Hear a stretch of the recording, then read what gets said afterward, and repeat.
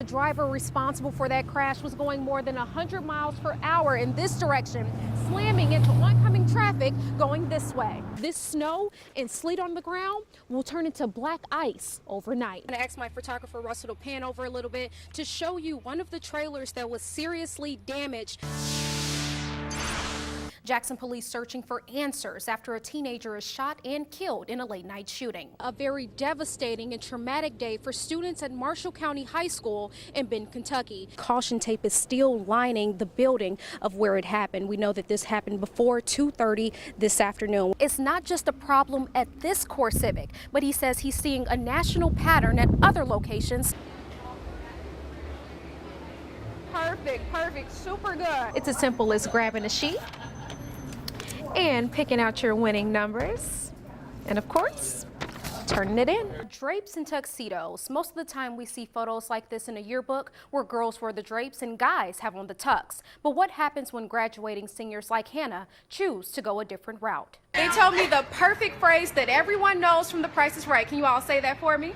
Come on down! All right, you heard them. Come on down, come on down. A community outraged over a racially charged social media post that went viral over the weekend. It's a hate crime. We're going to call it how we see it, and we want action. And we want action now. Right now. Not next week, not next month, but right now. Malik Lamont, the student who organized the protest, says he was speechless when he saw the racial slurs. I'm around these people every day, like I never knew. Lamont says he had to step up to the plate to make sure his voice and the voices of other students and parents would be heard. We just can't stand for it anymore, and it was time we had to take action. Students, their parents, and community leaders have been out here all morning waiting for answers from the school district on what's going to happen to the students allegedly responsible for that social media post. According to protesters, the students who allegedly wrote the racial messages have already been reprimanded. Why was this swept under the rug for 2 weeks? Why did they get away with a 10-page essay? What is a 10-page paper?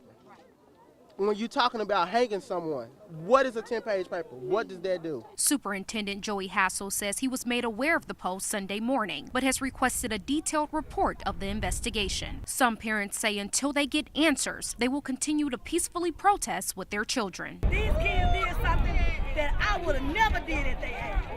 Never. This is not a black issue. This is not a white issue. This is a community issue.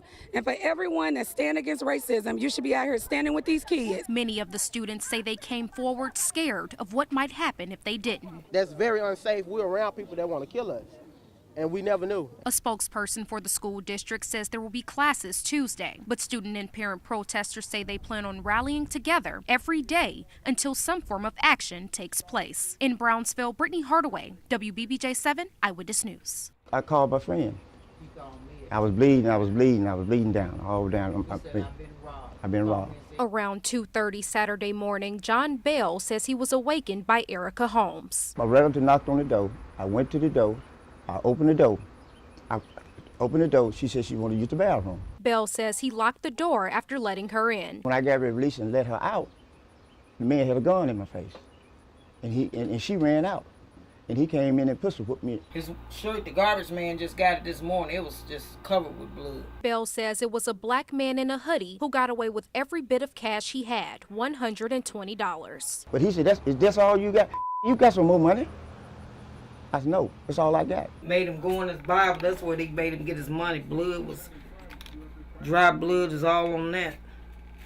Where they made him go in there and get his money out. Mr. Bell's girlfriend arrived here moments after the attack took place, and she described the house as a complete wreck when she arrived, with blood everywhere, dishes on the floor, the TV on the floor, and she says as she was cleaning up, she found this bullet hole in the side door. Investigators are working to determine whether the bullet hole matches the gun used during the robbery, though Bell says he doesn't recall hearing any shots. I just went in shock. I don't remember. All I know, I was toughening with him. He was toughening with me. Holmes was later taken into custody by Brownsville police on account of a specially aggravated robbery. When officers located her, she was intoxicated. I believe investigators did talk to her the following day. Bell believes his attack was planned. It had to be a setup because I want to let him in.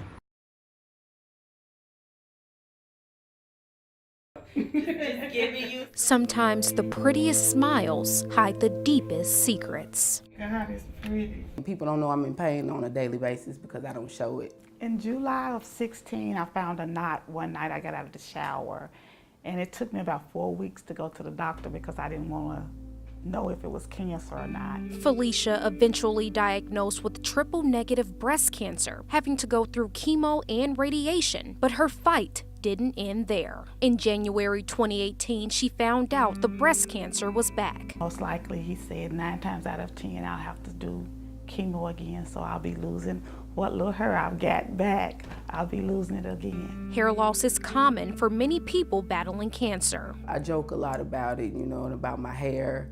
When it falls out in patches, so I call myself Patches. Desiree Brown first received her diagnosis of stage 3 breast cancer in 2014. She too went through remission. Everything was fine until the summer of 2016. They found out that my breast cancer had come back and spread to my lungs, and I was stage 4 terminal.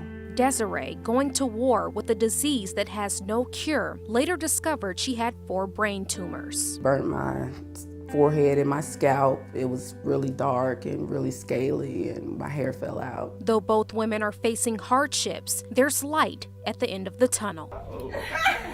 Look at me. The woman responsible for making them look good and feel even better, Kamaya Camille. I already love to make women look beautiful, but then to make a woman who feel like they're not beautiful feel beautiful, it'd be like, yes. Kamaya specializes in assisting clients with alopecia. If you don't have any hair, it's okay. If you have a little bit of hair, it's okay. If you have a lot of hair, it's okay. Just slide that off.